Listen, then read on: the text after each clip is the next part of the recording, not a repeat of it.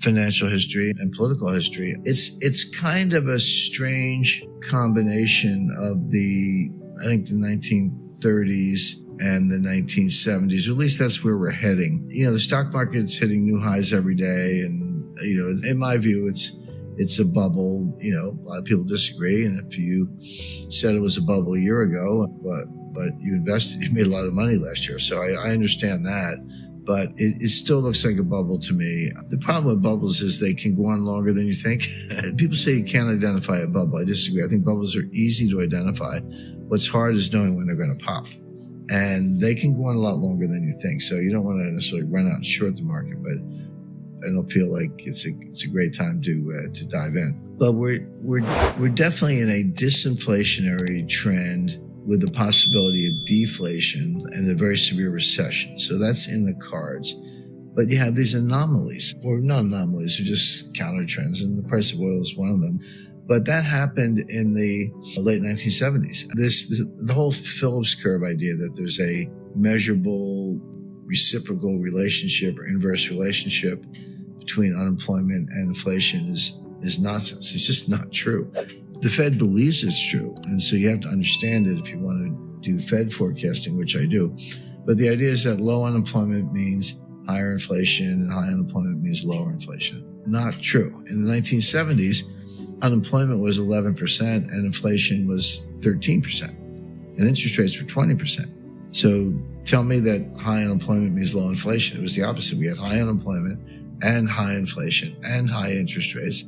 It was called stagflation, and it lasted, pretty much for most of the period from 1977 to 1981. And the value of the dollar was cut in half in 5 years. You don't have to go back to 1913 and the creation of the Fed and all that. I mean, I know what those numbers are. Here's a period where the value of the dollar was cut in half in 5 years. So at the same time, money supply is decreasing. Velocity has been decreasing for 20 years and is still at a very low level. So the combination of lower money supply and lower velocity means your nominal GDP is ready to fall off a cliff. I talked to Ben Bernanke about this, and in terms of what was going on in the early 30s, my interest was gold specifically, because the narrative or the rumor or the conventional wisdom, I guess, is that, gold was a cause of the Great Depression. The gold standard prevented the Fed from doing what it needed to do. And the sooner you got off the gold standard, the faster you came out of the recession, on and on. But Bernanke made his academic reputation long before he became a central banker studying the Great Depression. Probably after Milton Friedman and Schwartz, he's maybe the number one scholar of the economics of the Great Depression. And I read his book, and it showed that at the time, this is the early 1930s, the base money supply, so M0, could not be more than 250% of the amount of physical gold that the United States had, valued at the market. The market at the time was $20.67 an ounce. So you took the amount of gold times 20.67, which was the dollar price per gold on the gold standard.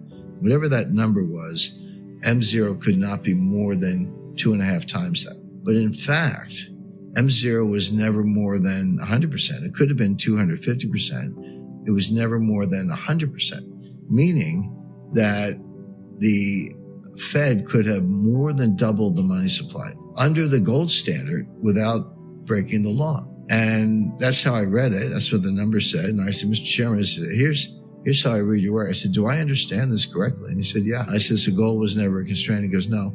It was the fact that people didn't want to borrow and the banks didn't want to lend. It's a credit issue. But he was very candid about the fact that gold was not the problem in the Great Depression. So we see something like that today, which is M2, which is a different money supply, broader, probably a better, M2 is probably a better reflection of the economy than M0. But M2 is shrinking and velocity is declining. We're not on a gold standard, so you can't blame gold. Whether it was true or not, you can't blame gold because we're simply not on a gold standard. So why are we not hitting on those two cylinders? And the answer is the same reasons during the Great Depression. Banks don't want to lend because they're worried about recession, and people don't want to borrow because they're worried about bubbles or declining commercial real estate values, and they just want to hoard cash. So that's very much of a depression dynamic. So it's a mixed bag.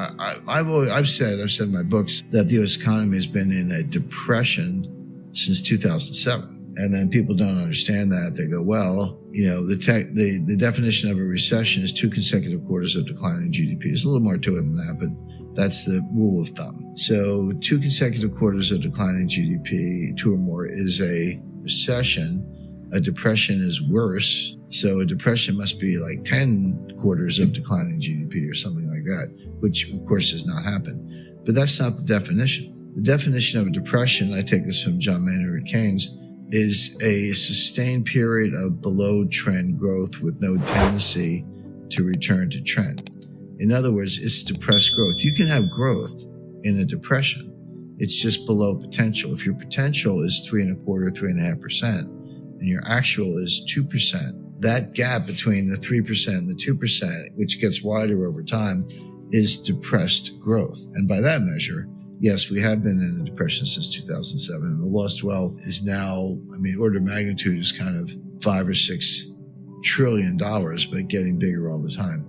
So I think we're in a depression using that definition. It's good enough for Keynes. It's good enough for me, and with no way out of it, and possibly getting worse. So I would say the U.S. will likely experience a very severe recession. Then the question is, do you get a banking panic on top of that? Because banking panics or financial panics in capital markets or banks are not the same as recessions. They're different things.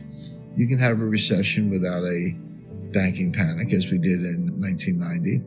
You can have a financial panic without a recession, as we did in 1998. 2008, we had both. We had a panic and a recession.